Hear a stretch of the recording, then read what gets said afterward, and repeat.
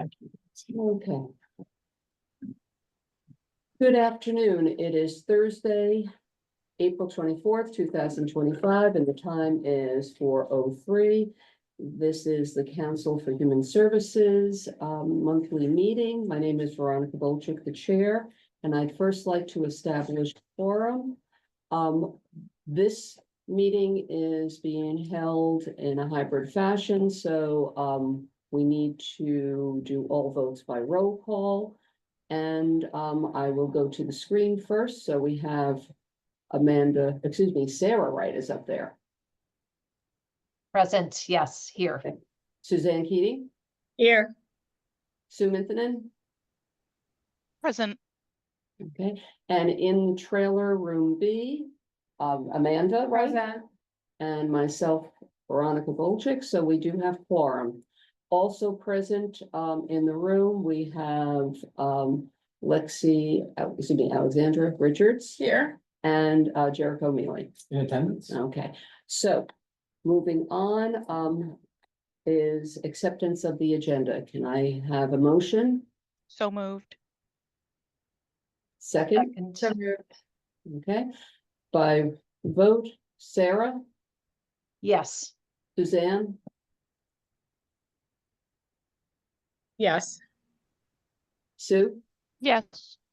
Amanda, Yes. and myself, yes, so gender approved. Approval of minutes. We have minutes from 3:27. yeah, I don't have it written down here, 3:27.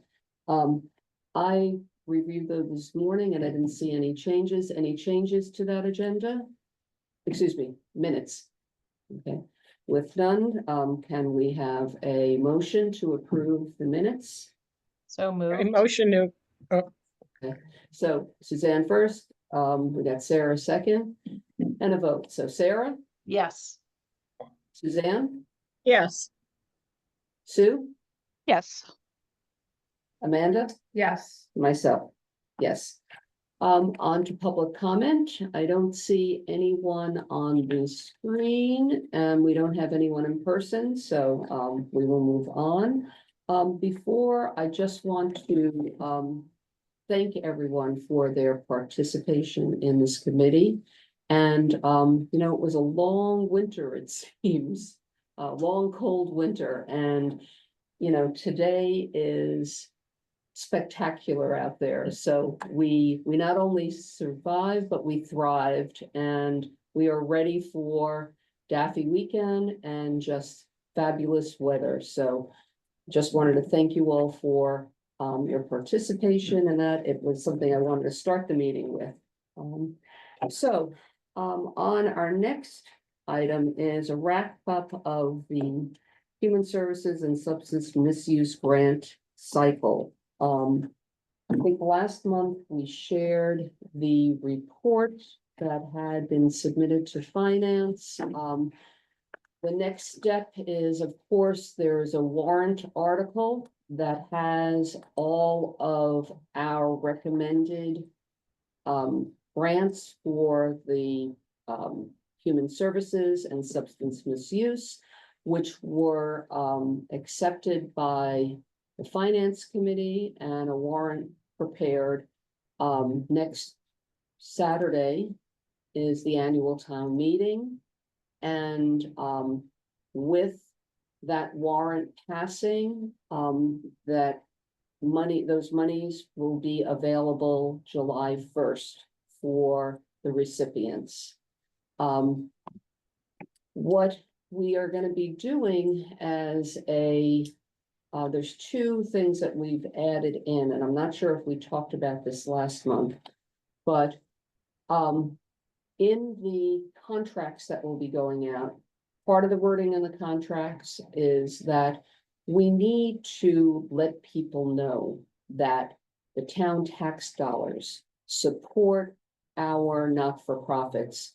So we are going to request that if the program receives town funding, that the town logo be put onto their literature or whatever is what they are using. It's not an uncommon thing, but it's important, we our taxpayers support these programs through their taxes. And, I think we need to be more bold in letting people know.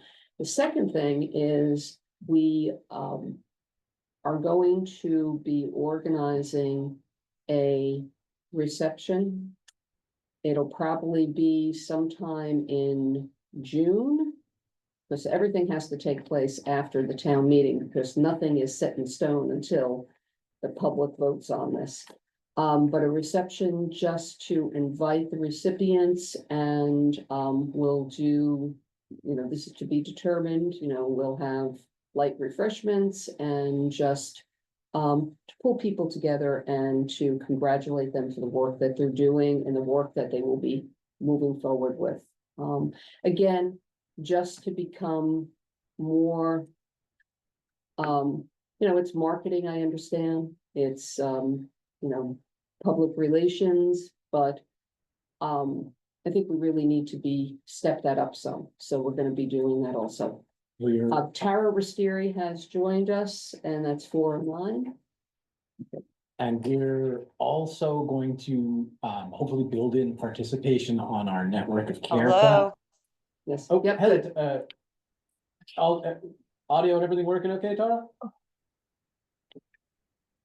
Oh, okay. Okay, We're also gonna be building in a requirement to use the town's human services resource page. It's called Act Cares as a built-in calendar. We're gonna be asking for some participation in that for any public events or any regularly scheduled events. And then providing some technical support if there's any difficulties around it. And when we get to my update, I have some stuff Okay. to share on that as well. okay. It's, as always, we had much more ask than the money, and I don't know if we want to jump ahead and talk about where is that item on the agenda? Does anyone remember where the chat? All right, which is the next, thank you. I'm gonna segue into the next item, which is discussion on formal funding request for fiscal year 27 from the town for human services grants. The town, has allocated 650,000 for at least the last 5 years, if not longer. I believe it was 2018 or 2019 where that was adjusted. Right. And so we've had that as a stable amount. There also was another stream of funding that gave us a separate grant that was for addiction opiate addiction services, Substance misuse services. That funding stream has gone away. But we've been promised that there will be some money that will be put into for that, but not from, it was originated with a special tax that was put on all cannabis sales, and it was basically to, May I? Yes, This gets- please. This gets weird. yeah, I know. Very, very briefly, initially, the substance misuse grant funds, which we were calling the cannabis grants for a while informally, they were built off of what were called impact fees, which were assessed to the dispensaries based on the assumption that a town would incur additional cost for hosting a dispensary. Massachusetts state law ruled those agreement-based impact fees illegal. And we had to demonstrate the amount of money incurred by the town by the presence of a dispensary. I did that study, and the single largest cost incurred to the town by the presence of dispensaries was my time trying to figure out how much money the town was suffering because of the presence of dispensaries. And so we could no longer collect impact fees by fiat. That was last year when that went into effect. Last year's substance misuse fund was bolstered by both recreational cannabis tax, a portion of recreational cannabis tax sales, and then additionally by special stabilization fund money.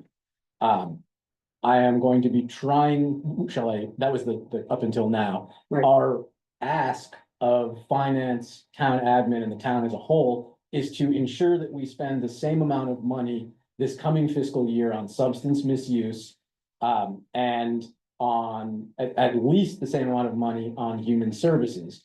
Because in the 5 years that have gone by while we've been at $650,000, there's been somewhere between a 12 to 18% inflation, plus specific sector costs have gone up higher than that, most specifically housing and food.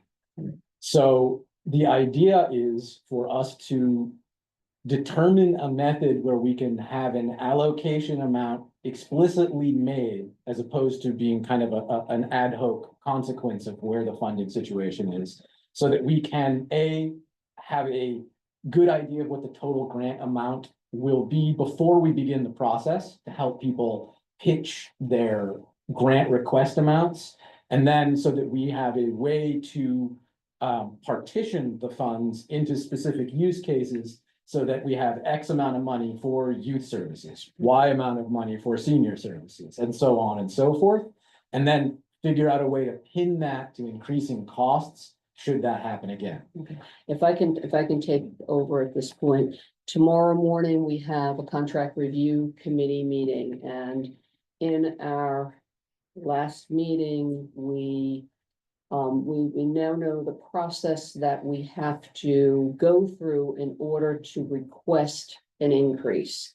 And it needs to start now, even though all focus is on town meeting and what happens there, but soon after, it has to go through channels, and it will start with a formal request that will be approved by the contract review committee, and Jericho will approve that, and it will start through the process.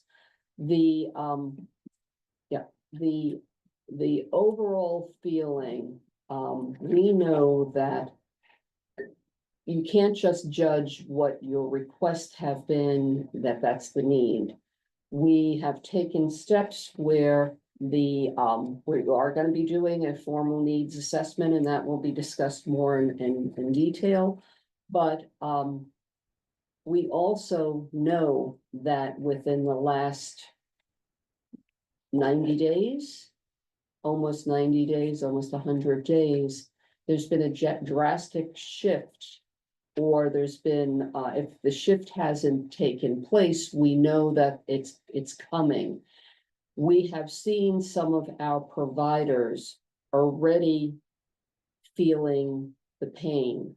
And we know that we at this table and here and on the island may not be able to change what's happening there, but we need to take care of our community. So we initially talked about we need just a cost of living increase, but we may be asking for more, and that's going to be discussed in more detail tomorrow morning, because at least, and this is now my personal attitude, is if you don't ask, we're not going to get it. And I'm sure that everyone that is working in the community in this area has seen, I've just been hearing lots of anecdotal things, but we even have some hard numbers and facts that we're seeing. Stay tuned. We're going to be campaigning to get more funds. Jericho? So I wanted to follow up. I have yet to hear back from town admin on the way that they would prefer that I go forward on that. I'm expecting to hear back from them, not too, like, if, hopefully in time for tomorrow, if not Right. by next week. Regardless, we'll work out Right, our approach, assuming that we hear nothing from them by tomorrow's meeting. okay, And then additionally, well, we have my report and the needs assessment as a separate item, so I can Right. wait till those points. okay. Um, so that's where we are. Any comments or any, I'm curious to hear, with, Amanda and, Sue, and Amanda and Sarah, who are, in the trenches, if, you've had impacts. And I know Sarah, definitely, you're gonna talk about more in detail later on, transportation, but from the hospital. Any Well, comment? yeah, I guess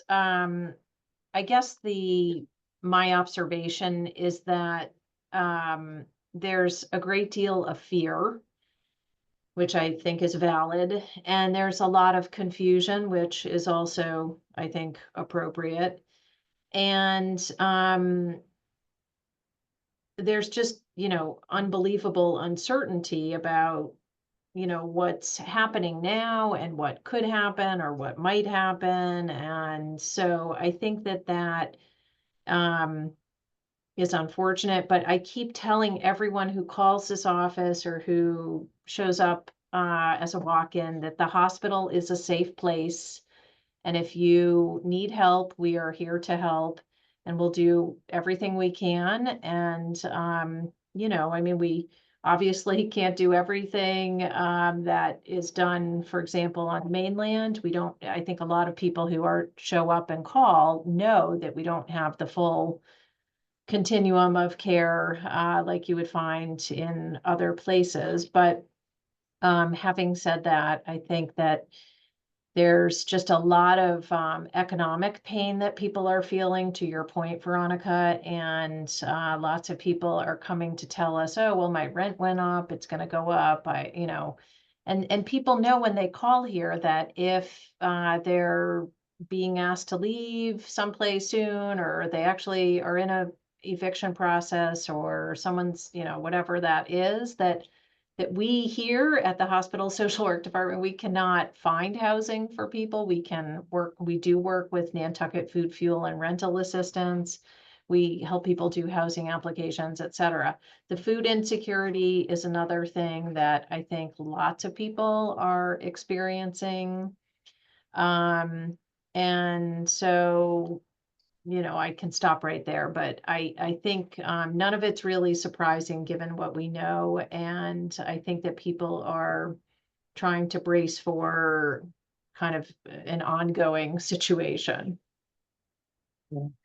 I can add on to that, because I do spend a fair amount of time with, the food pantry, which is part of NIFRA, Food, Mhm. Fuel Assistance. And, the source of one of the major sources of our food is the Boston Food Bank.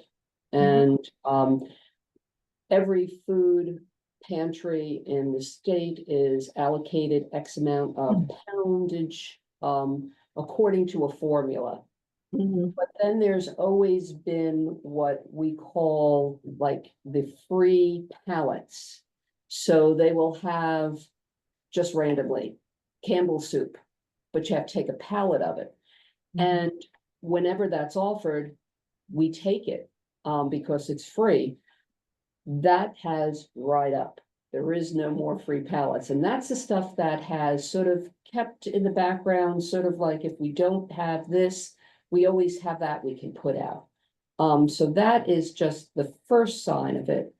The other issue is Boston Food Bank is going through tremendous issues because of their food sources. We recognize that we have to do things differently, and fundraising efforts for NIFRA are going to increase. And additionally, the food pantry also needs a new home. We have until a year from next summer, and our lease is up there, and we need to be in a new facility. Money's gonna be needed for that, so we have a number of different fundraising things going on, but my goal is that just getting the word out, because a location, there've been a couple that have fallen through for one reason or another, but as of today, we don't have a home to go to, and if Nantucket doesn't have a food pantry, there are approximately 350 family units that will not get food on a weekly basis. So just my plug, but also an update where that's reality. I think just to echo what Sarah's saying, I mean, I do a lot of work in the community. And people are fearful about having us go in the homes or coming to different agencies, even though we promise that they're safe. And then I know with some organizations, like some of the funding that they were granted is now being pulled back, so they're not able to do the preventative work that they're doing. And it's just increasing everyone's mental health issues and Yeah. concerns, so. Yeah, we have a fragile clientele, and, you know, just putting more stress is changing the picture. It's also worth noting that this is the first of 4 years, and there hasn't actually been a full Trump budget implemented yet. So it is very likely that it is going to get worse before it gets better. We've seen concerns because of the activities of the federal government, often in contrast with state and local ones. And we've also seen really old, really well-functioning programs having last second funding issues that, I mean, I haven't been at this for that long, but I've never seen anything like Right. this. I just wanted to mention with my PassCon hat on, we were invited, as we always are every 2 years, to participate in a grant cycle with the feds for Title III funds that serve seniors. And that process started. We wrote our letter of intent. They told us how much the cap was this year. And then a few weeks later, they said that they were pausing indefinitely the grant cycle because they didn't know if those funds were going to be available. Now, while that's disappointing for my grant writing for PassCon, those funds also provide funds for other agencies on island, including Meals on Wheels, which they're suggesting that they might have to pull back the number of meals per week for folks. Like that's the part that's like, that's serious. Like, our grant was really small. We can figure it out, hopefully, but the idea that more food is being taken away is devastating. Like, if Meals on Wheels is drastically impacted, that is a caloric shortfall for a lot of people on Nantucket. I had this conversation with Jericho recently that you know, the town funding and just the process we talked about, you know, we have to go through a system, and we're not very nimble. You know, the request that we're putting in is for fiscal year 27, which starts a year from July. Fortunately, there are some other funding sources on the island, and if anyone saw the Nantucket Current yesterday, the Community Foundation, for the first time, has increased from, they've done 500,000, they're now bumping it up to 1 million. And I applaud those efforts, because our source, we are government, and it has to go through. They function under a different mantra or whatever, so hopefully they will help fill in some of the gaps. So applaud them for their efforts. we're also looking at ways for our grant system and their grant system to collaborate and work closer together in a more collaborative way, Mhm. so that we could be making sure that a particular program gets to the correct funding source. We could be operating outside of the town's fiscal year structure if we're referring people to that. And we can simplify the process of applying for grants Mhm. so that you could apply once and you would be able to be eligible for a variety of different pools of funds. Almost like a common app in the college world. That's the idea.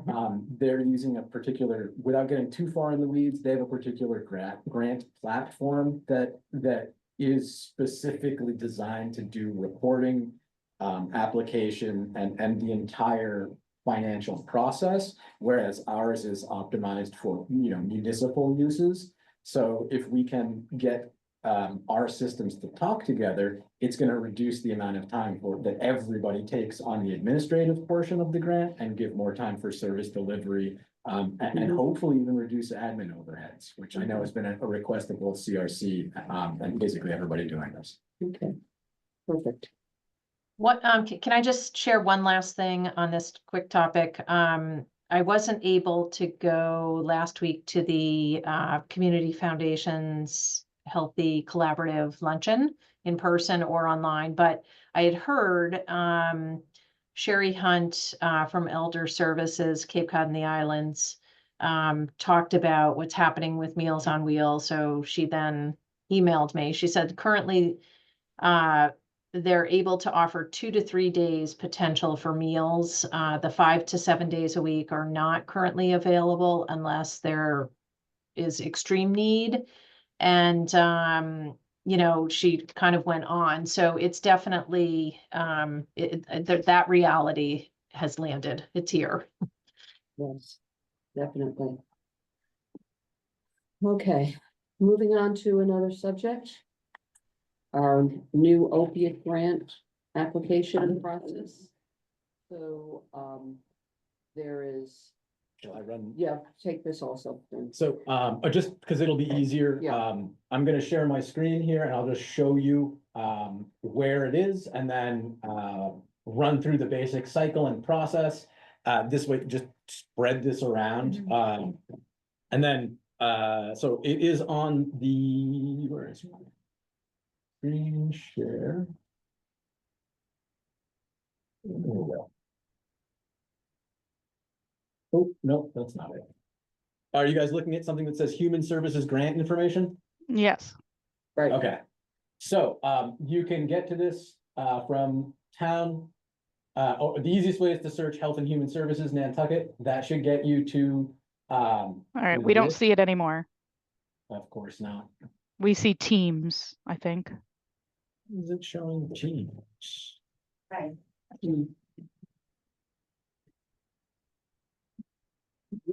So. Who doesn't?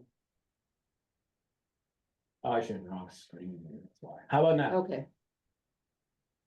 Do you see it now? Now we see it. Okay, good. So, you can search for Health and Human Services and Nantucket in Google, Bing, or a variety of other platforms, or sorry, search engines. And then it will take you to this, to the Health and Human Services page. Click on Human Services. There's Human Services grant information. To the right is the opioid remediation grants.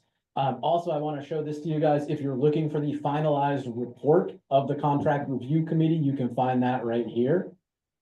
If you want to share that around or whatever, this is where it's going to live. It's where all of the annual reports are going to go from now on. And this is where all of the grant information is going to go on. So if you're ever curious about what we're doing for grants, it'll be on this side more. Opioid remediation grant, we had a total amount of 55,000 that was received by town finance over the course of the last year and a half. Finance decided that they were going to collect a variety of these because they were coming in small amounts until they got a worthwhile grant amount. We got 55K together and we decided to run the first grant cycle. We were asked if we could do a grant deliberation and award cycle before the end of this fiscal year. And we can. So this money will be available to be used starting on July 1st, 2025. And will be for agreements that run for a full year, so it will last until June 30th, 2026. I made the decision to split it into two funds. We have one treatment, one prevention.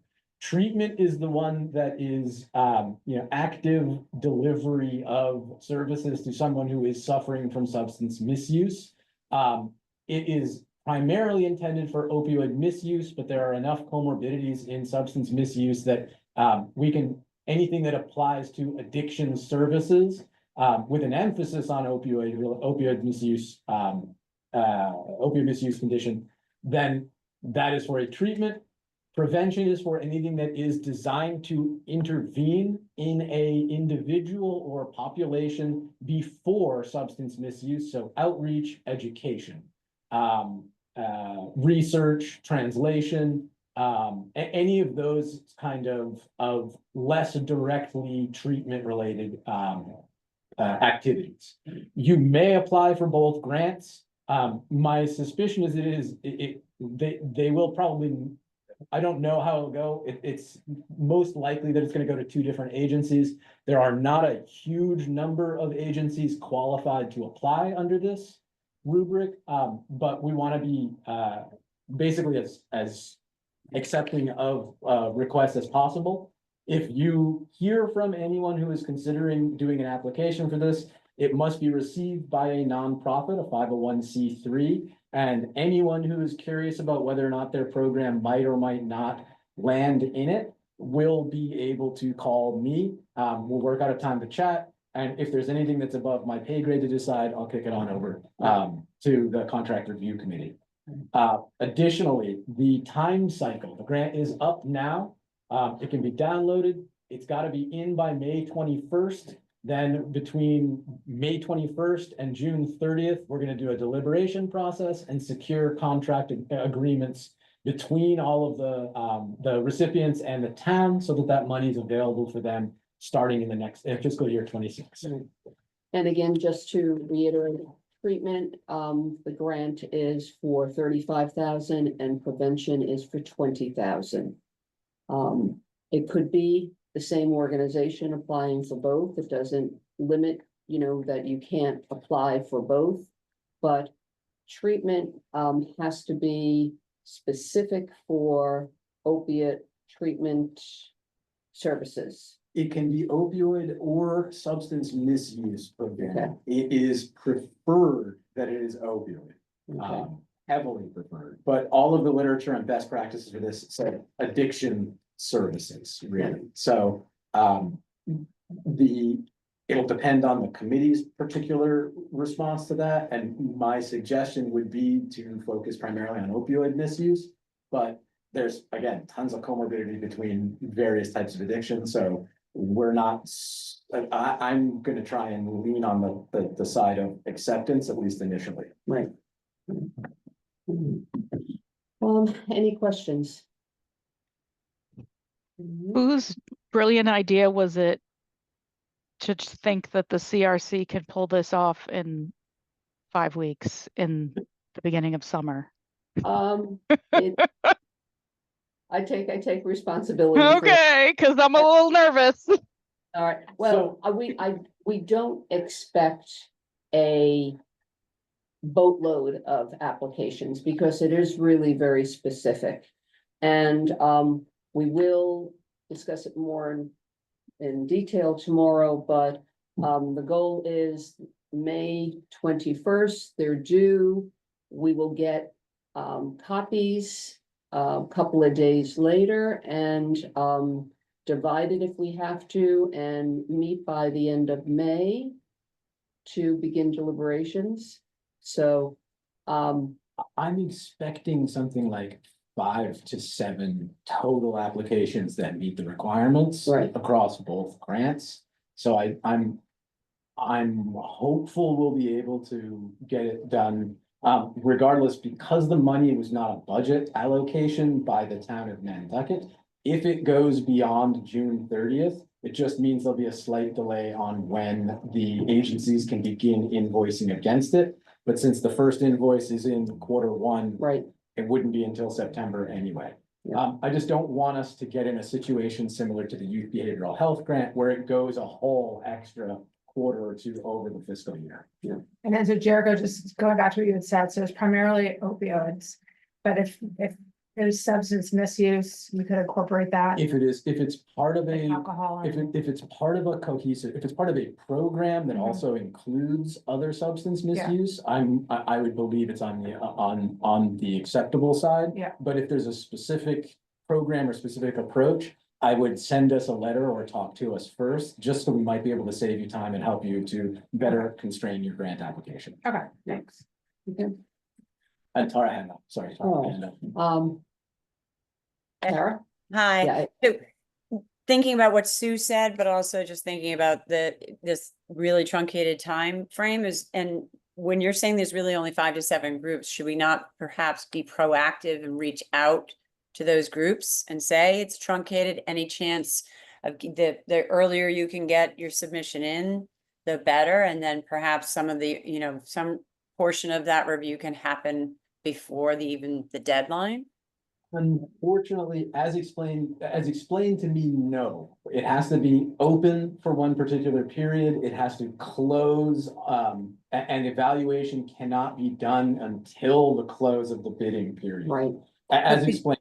right, But could you at least reach out to the groups and say, hey, and give them a heads up, and even maybe, as we've talked before in terms of application processes, if the application itself is, I haven't downloaded it or looked at it, but if there are things that you think might be, jump out as possible questions for people, maybe even create a little FAQ or do something that would help people do it right the first time so that the process itself is streamlined? Absolutely. And so we did make an initial reach out to anyone who's applied to a grant, to any of our grant processes over the last couple of years. That's been communicated out. So everyone who has applied to us, that has kept their contact information with us up to date, has received notification of the grant. We did the normal array of, outreach targets and communication targets. And I think it's gonna be posted, it's statute required to be posted X number of 3 consecutive weeks in the Right. Enquirer Mirror, so that's our public notice requirement taken care of. And then the application itself is largely, in terms of, is very similar to the existing application. It's just the type of programming that is different from normal. So ideally, most of the heavy lifting for putting together the internal information about organizations was already done this fiscal year, so that should streamline the process. right, Moving forward, we're gonna be looking at exploring some better ways to do the actual application process, but that involves like pretty complex negotiations, between like us, additional departments and vendors to figure out some tools to do this. And that gets kind of complicated. I don't wanna have an individual grant cycle be reliant on that greater process change. right. Okay.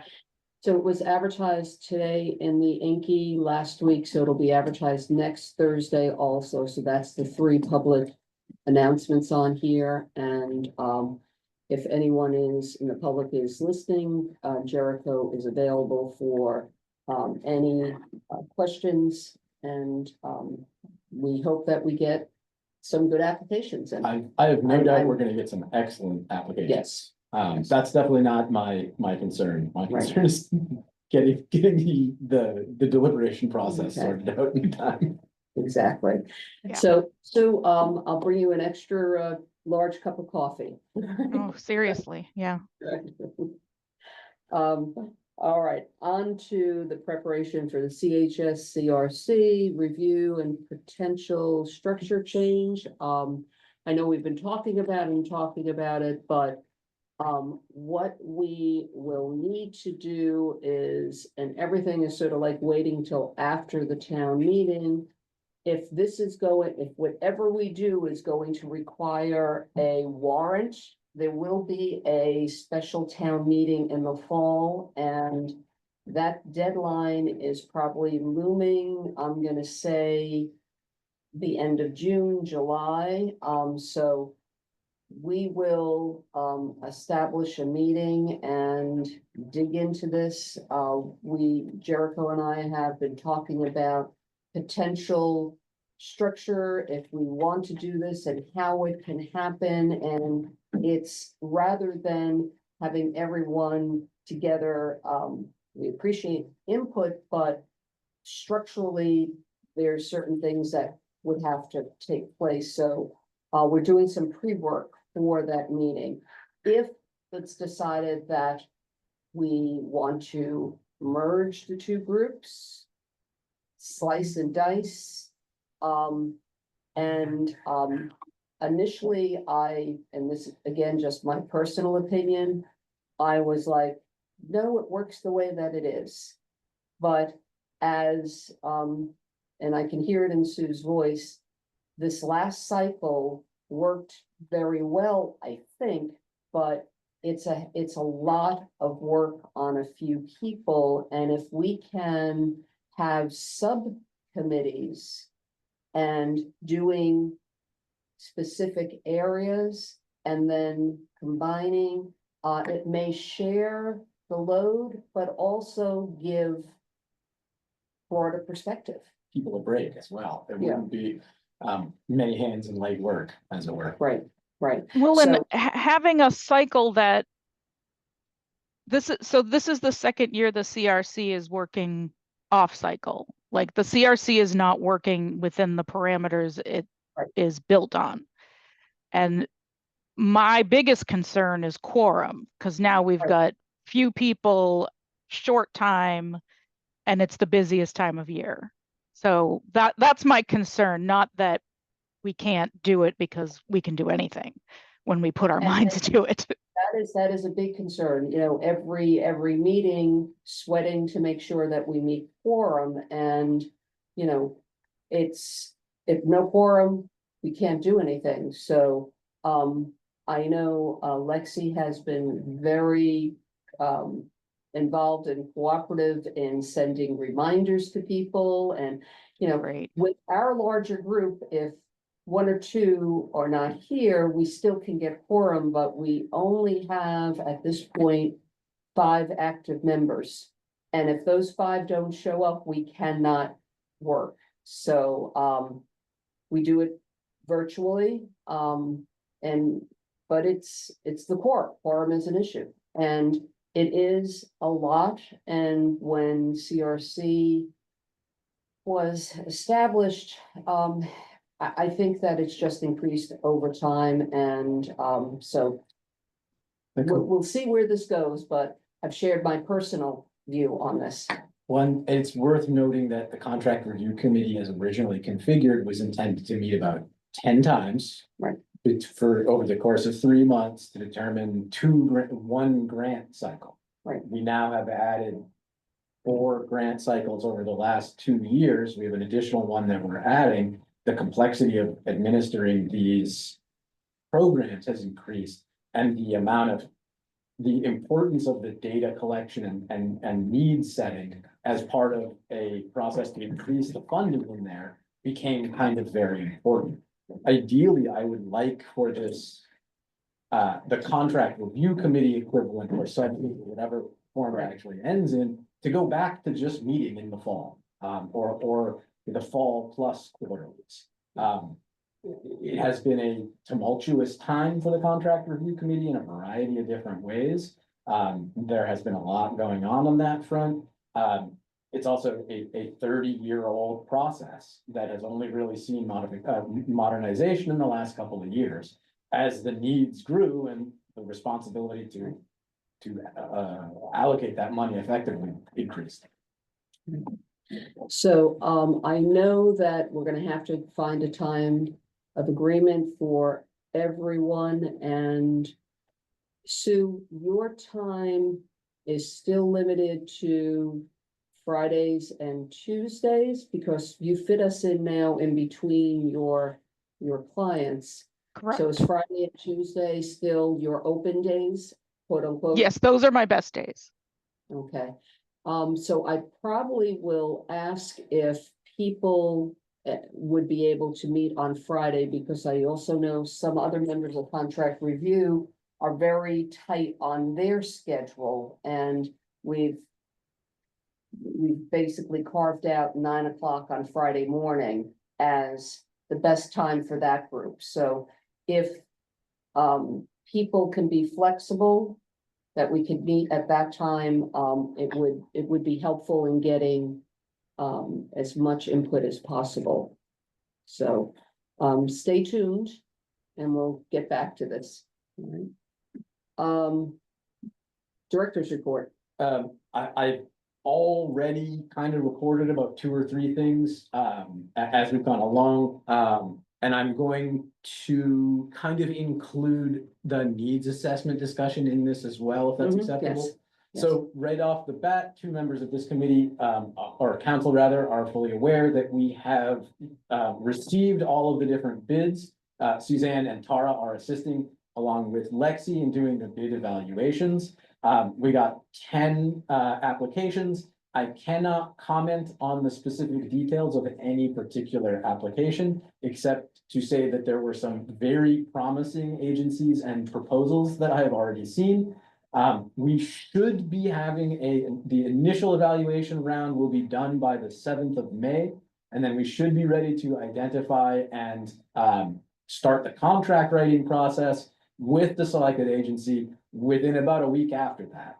So it looks like everybody has, the applications have all kept to the projected timeline that we had in the bid information, which means that the full process would not be done for about 12 months. But all of them are going to have at least some background information and data available to help us with priority setting for next CRC cycle. So we will at least have the baseline data and their literature review of all of the various needs assessments done on Nantucket in the last few years. A community needs assessment, especially one focusing on social determinants of health, is a different thing than we have done in a very long time on Nantucket. But there's a lot of existing literature that can help constrain and design the various components of the upcoming survey. I intend to be very tightly connected to that process up until it's go time for the contractors and I have to stand back and let them do their job. I will be very hopeful that this particular body and everyone you know who is in any way, shape, or form interested in it will help do the outreach and the communication, because the most important part of this is the end. The primary data collection on this, the thing that is going to tell us the sentiment and needs of the people on Nantucket, has to be found from a representative group of people. And the best way for us to do that is to be kind of ambassadors on top of a variety of outreach structures, and then building a certain degree of incentivization into the actual program itself. But I am pretty hopeful that we can get a solid, broad needs assessment done.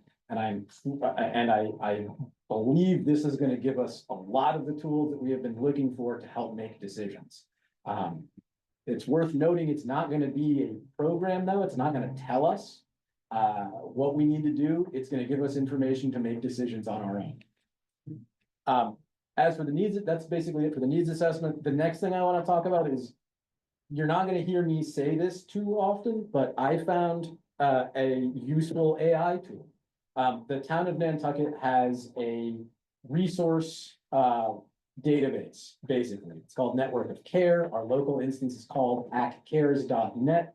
It now has a chatbot, which allows for full natural language search queries in a very constrained search response. So you do not need to know anything about what the program you need name is. You don't need to know the taxonomy codes for all the various human services. You just need to type, I need X, Y, and Z, and it will get you to the various resources. It will do a variety of different bridge and not worm handoff, but it'll bridge you from one resource to another, and it can connect you to directly to a couple of different emergency responses if it determines that that is what you need. One of my major issues with any search-based resource thing is that end users, members of the community, don't know what all these things are called. They just know what the problem is. This potentially does a really good job of translating from resident or citizen or individual need to program name. And it also comes in a form that can be put on any web page. It can be just dumped into a web page and it will immediately give you search results and help with autocomplete. So I'm going to be trying to get this into as many pages as I can on the town website, because a lot of times that's what you need is you need to know the name, number, and contact information of an agency to give you help in a variety of different areas. So I'm going to be testing that around to make sure it doesn't break. But from what I know about the type of generative AI in use here, this is a perfect use case for it. The existing natural language filter is pretty good. And then the output is tightly constrained and can be checked for errors and hallucination on a regular basis. So I'm really hopeful on this one, and I think it could be quite useful in a variety of cases. Okay, And that's it for me. alrighty, thank you. So community updates, item number 10. And I know that Sarah, you have something that you'd like to share. I've asked you to share a program or a meeting that was organized yesterday that I've heard some feedback on. And I unfortunately was off island. I could not attend, but I would have been there. So Sarah, take it, please. Yeah, no, of course, thank you. Jericho was there, so jump right in. And I kind of wondered back when I was putting this together if I should invite everyone here or not, but we can talk about that later, because I'm sure there will be similar meetings.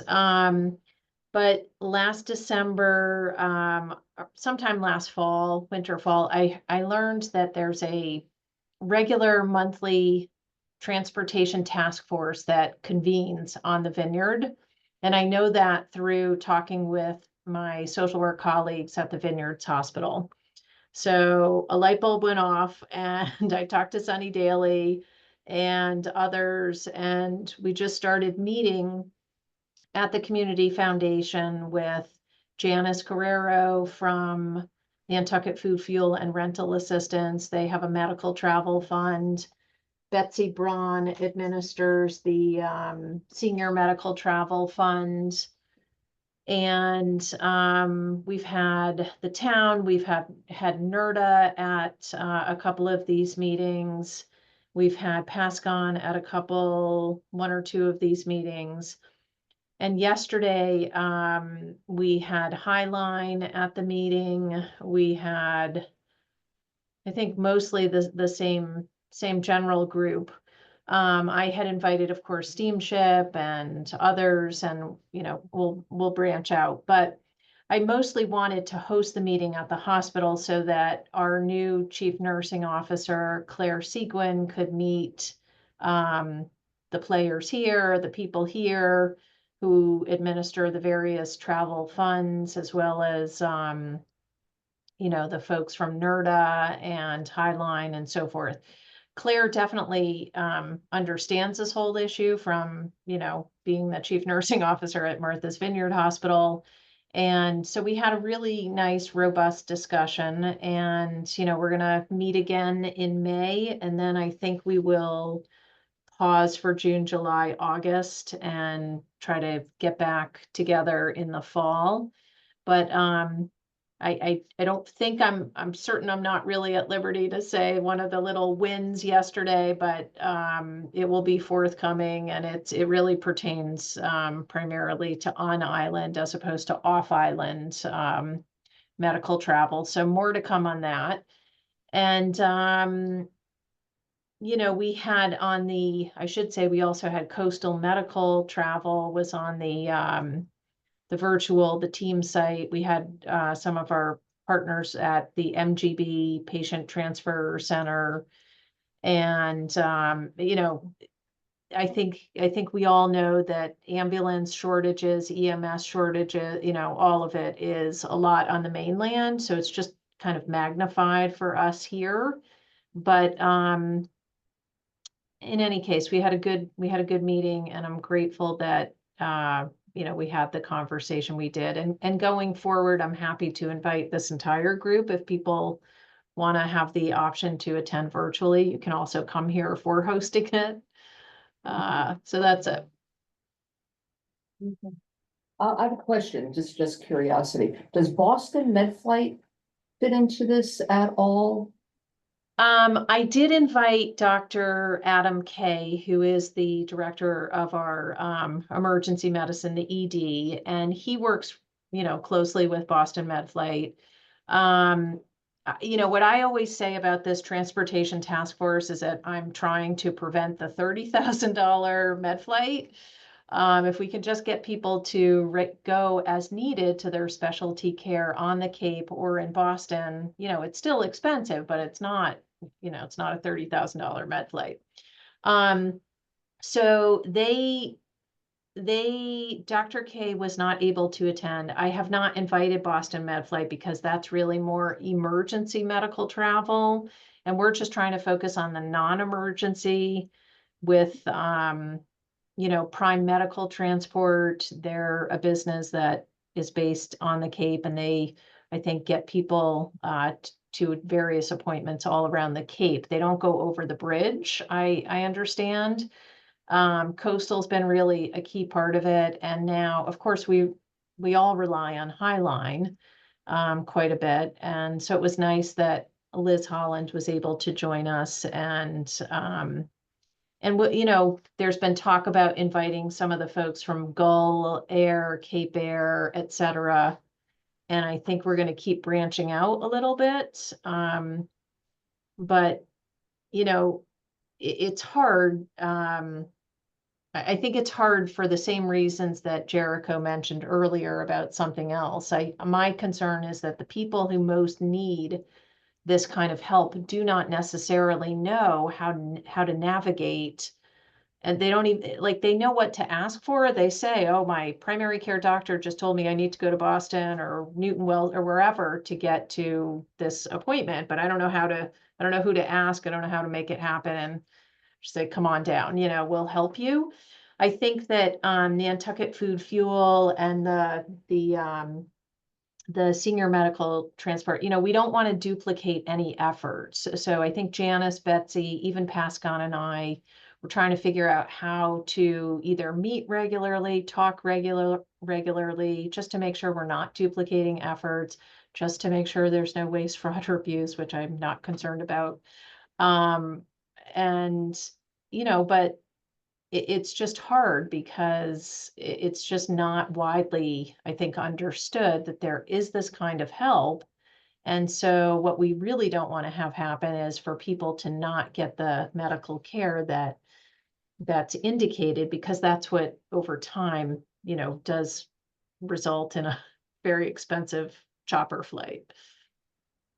Sarah, I think one thing that comes to mind with this, I always think that we live in a small community. There's limited number of players or whatever, but there still is so much segmentation, and almost like silos, so any effort to coordinate and just get the most is really very good. So thank you. This is another example of that. So thank you for the update and Of course.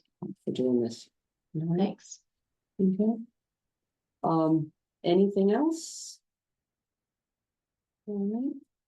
So I'll go on to new business. One thing I'd like to share, and I had the opportunity on Monday to visit one of the grant recipients from the Youth Behavioral Health Grant, and she is also a recipient, if it's voted, for the next fiscal year, and it's Horses for Mental Health in the Herd.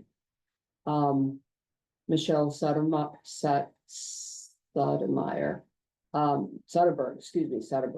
Michelle. has a facility in East Sandwich, with just an incredible operation. She has 6 horses that are specially trained. These are not riding horses, although some of them can be ridden. She has been she's been running this program for, I think, a few years now.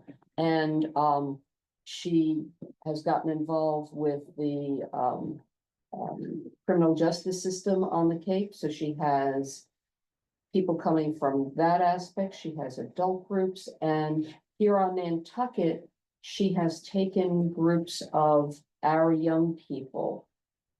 Yesterday, I had the opportunity of meeting 6 young women from Nantucket who participated in her program yesterday. And she and her daughter, who is a senior in high school, worked together on working with the young people. It is a combination of learning how these magnificent animals are so intelligent and full of emotions. Reading their emotions and working together and coming outside of yourself. I was just blown away. As a segue, she understands as a new program and our grant process with new programs, we will give you seed money, but ultimately you need to do fundraising because we can't continually go back and fund again and again with a new program. The idea is we'll get you started, we'll be able to give you some, but you have to take it to the next level. She's never done that. So on May 10th, in the great room at the Athenaeum, it's a Saturday night from 5 o'clock until probably 7:30. She has access to a film that is being released that day, that this program is part of it. And the directors will be online to talk about it afterwards. So there'll be some mild, light refreshments, and Lisa at the library embraced the idea because it's part of their mission. She is a social worker that works at the library, so it fell easily in there. And it's not a fundraising, this is awareness. Now, of course, she has brochures that everyone that goes will get a brochure with a QR code if you want to donate, but it's to get more awareness out there. So I invite this committee to attend. And the library, because it'll be on their calendar, they will advertise it through there, and talking with Jericho that if we can just get the word out. When we spoke earlier this week, the concern was like, oh my gosh, there's a capacity of 300 people show up. I said, your lips to God's ears. If that happens, we'll deal with it. We'll move it outside, we'll do whatever. But, you know, a Saturday night in May, we hope to get organizations. She has partnered with Family Resource Center, and Fairwinds, and that's really how she has gotten access to students. She had, I'll just say there was a young woman that was there yesterday who has participated before, that has been very active in sports. This week, she knew that there would be an opportunity for her to go back to the program. She did not want to participate in sports for the season because she had to be there this week. So that shows the impact that has had on these young people. So just a plug for May 10th, at the library, 5 o'clock or 5:30, it'll be advertised. Courses for mental health in the herd. Other new business, there are 3 seats that are up this cycle, and that's Suzanne, Tara, and Amanda. you should have been notified by the town. If you still had you haven't gotten notification? Oh, I thought that would have happened this past week. Okay, formal notification, your term is up and you need to do the same process you did the first time so that you go to the website, it's that one page. You should, Done. Okay, all Did right. it came yesterday. Okay. Oh, okay, alrighty. Suzanne, where did it come from? Maybe I'll look in spam. Town Yeah. office, I'm not sure. Oh, Town admin? Okay. It came in the mail. Oh, I okay. got, it was mailed to Okay. me. I filled it out and mailed it back. Okay, so maybe they're just doing mail, so look for your mail, but in the meantime, you can go on to the town website and you can download that one page. If the application hasn't changed in a number of years. I think the deadline to get it back in, is it May 16th? Suzanne, do you have that? Yes. Right, so it has to be in town's hand by May 16th, and then later in May and in June, you'll have the opportunity to go before the select board if you wish, and they'll be doing the voting, and those terms will begin July 1st. We also have an open seat that has 2 years left on that cycle, and I'm encouraging people to apply for that also. Beside the 3 positions here, there's still an open, so that's happening. Any other new business? No? With none, I want to thank, I see that Sue had to jump off. She had a hard stop at 5 and Amanda had to get into work at 5, so they're both gone, but 3, 4, Four. we're sub quorum. yeah, so we Have to continue. until- we have to continue, so we cannot adjourn. So the first item on the next meeting is to Close the meeting. close this meeting before we can open. So have a wonderful weekend. Daffy is here. Tara, are you on island? No, I have a dog with 2 herniated discs. I'm in New York. There's always, Wait, do you have a herniated disc or? no, my dog. Oh, my goodness. Oh, my goodness. It's all Yep, right. they're family members. We know that. We know that. I'm worried about the mail with the application because we sold our house in Connecticut and everything's being forwarded. So I'll just go online and do the form on the website. Okay, yes, and it's the same exact thing. You can Yeah. probably change the date and just submit it, whatever. That's, It's at the bottom of the boards, commissions and committees page. So if you do Yeah. boards, commissions, committees, Google that with Nantucket, should get you right there. Okay, thanks. okay. Well, thank you very much. Thank everyone for everything that they do, both here and in the community and everything that you bring. So, thank you, thank you, thank you. Have a wonderful weekend. And I think spring is finally here. The Yay. loaded with hope. daffodils. Let's hope. Let's just hope that the rain holds off for Saturday because it's such a fun time to be here. So have a great night. Be well, and we'll see you on May Bye. 22nd at 4 p.m. Thank you so much, all. Right. Take good Thanks. care. Bye-bye. Bye-bye.